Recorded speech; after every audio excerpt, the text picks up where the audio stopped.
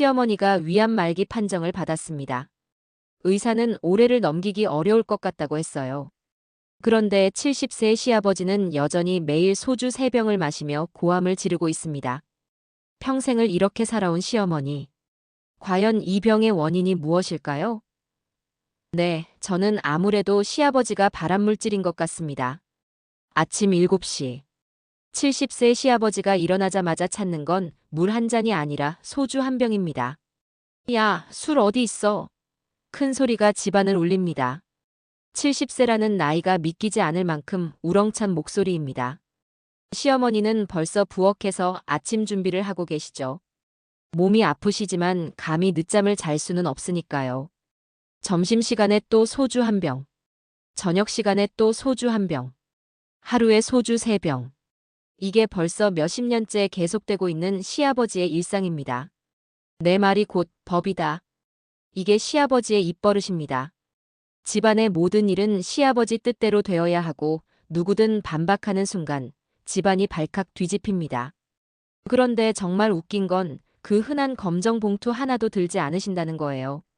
집안일이라고는 정말 손끝 하나 까딱하지 않으시면서 명령만 하십니다. 시어머니를 처음 봤을 때 든 생각이 있었어요. 왜 이렇게 말이 없으실까? 나중에 알게 됐죠. 말할 힘도 말할 용기도 다 잃어버리셨다는 걸. 시어머니는 첫 아이로 딸을 낳으셨대요. 그때부터 시집살이가 시작됐다고 하시더라고요. 아들도 못 낳는 년이 뭘 안다고. 이런 말을 몇십 년간 들으며 사셨던 거죠. 그 스트레스가 쌓이고 쌓여서 결국 위암이 되었나 봅니다. 올해는 넘기기 힘들 것 같아요. 병원에서 나온 후 시어머니가 한 말입니다. 그런데도 시아버지는 변한 게 하나도 없어요. 여전히 술 마시고 여전히 고함치고 여전히 아무것도 안 하세요. 결혼 초기 남편은 달랐어요. 그래도 저를 많이 배려해줬거든요. 그런데 어느 순간부터 남편이 조금씩 변하기 시작했어요. 처음엔 미묘했어요. 말투가 조금씩 거칠어지고 제 의견을 무시하는 일이 늘어나고 아버지 말씀이 맞다. 집안 어른이 하시는 말씀인데 네가 참아야지. 이런 말들을 자주 하게 되었어요. 그러더니 이제는 아예 시아버지를 닮아가고 있어요. 큰 소리부터 시작해서 자기 뜻대로 안 되면 화부터 내는 것까지. 시어머니가 평생을 시아버지한테 그렇게 당하며 사셨는데 그걸 보고 자란 아들은 불쌍하다고 생각하기는커녕 똑같이 행동하고 있어요. 아들은 언제 나올 거야? 제가 첫째 딸 가져봤을 때부터 시작된 말입니다. 딸만 둘이면 뭐하냐? 우리 집대를 누가 이어? 다음엔 꼭 아들이어야 한다. 농담인지 진담인지 모르겠지만 정말 지겹게 들었어요. 둘째도 딸이라는 걸 알았을 때는 시아버지 표정이 확연히 어두워졌죠. 시어머니가 당했던 그 일을 저도 고스란히 당하고 있는 거예요.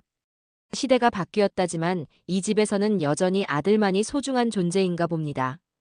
4살 된 첫째 딸이 할아버지한테 다가가려고 해도 시아버지는 시큰둥해요. 손자가 아니라 손녀라서 그런가 봅니다. 정말 황당한 건 경제적인 부분이에요. 저희 친정은 경제적으로 여유가 있는 편이에요. 시댁은 그렇지 못하고요. 그런데 지출은 항상 시댁 위주예요. 아버지 담배 떨어져 간다. 사러 가자. 아버지 드실 거 좀 사다 드리자. 매번 이런 식이에요. 그런데 친정에는 뭘 사가는 일이 거의 없어요. 시어머니 병원비도 시아버지 술값도 생활비도 저희가 대부분 감당하고 있어요. 친정에서 도움을 주려고 해도 우리가 해결할 일이라며 거절하면서 말이에요. 그런데 정작 친정에 뭔가 해드리려고 하면 돈 아까워서 어떻게 하냐는 식으로 말해요. 시어머니 병이 심해지고 앞으로 얼마 못 사실 것 같다는 얘기가 나오자 갑자기 남편이 달라졌어요. 아버지 혼자 두면 안 되겠다. 우리가 자주 가서 배워야지. 아버지한테 뭔가 해드려야 하는데. 8년 동안 시어머니가 시아버지한테 어떻게 당했는지 다 봐놓고서는 이제 와서 효자가 되겠다는 거예요. 시어머니한테는 평생 관심도 없던 사람이 말이에요. 시어머니가 아파서 병원 갈 때도 귀찮아했던 사람이 이제 와서 아버지 걱정한다고 하니까 정말 어이가 없어요. 가장 걱정되는 건 아이들이에요. 4살 된 첫째는 이제 상황을 어느 정도 알아요. 할아버지가 할머니한테 큰 소리 치는 것도 보고 아빠가 저한테 짜증내는 것도 봐요. 엄마, 왜 할아버지는 할머니한테 화내? 이런 질문을 받을 때마다 뭐라고 대답해야 할지 모르겠어요. 200일 된 둘째는 아직 모르겠지만 이 아이도 이런 환경에서 자라게 될 텐데 우리 딸들이 여자는 참고 살아야 하는 존재라고 생각하게 될까봐 무서워요. 남편은 이제 완전히 시아버지 편이 되었어요. 제가 뭘 얘기해도 아버지를 이해해야 한다. 집안 어른이시잖아라는 말만 반복해요.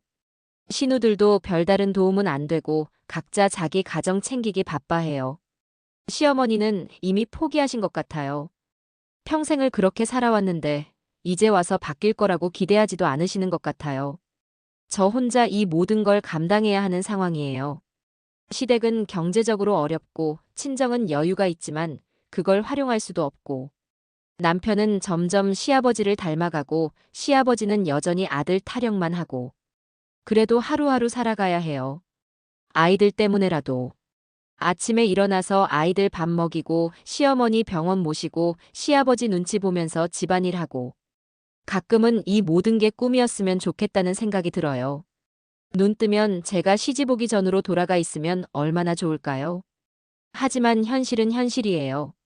매일매일 반복되는 일상 속에서 조금씩 지쳐가고 있지만 그래도 견뎌야 해요. 아직 저도 답을 모르겠네요. 시어머니처럼 평생을 참고 살 건지 아니면 다른 길을 찾을 건지.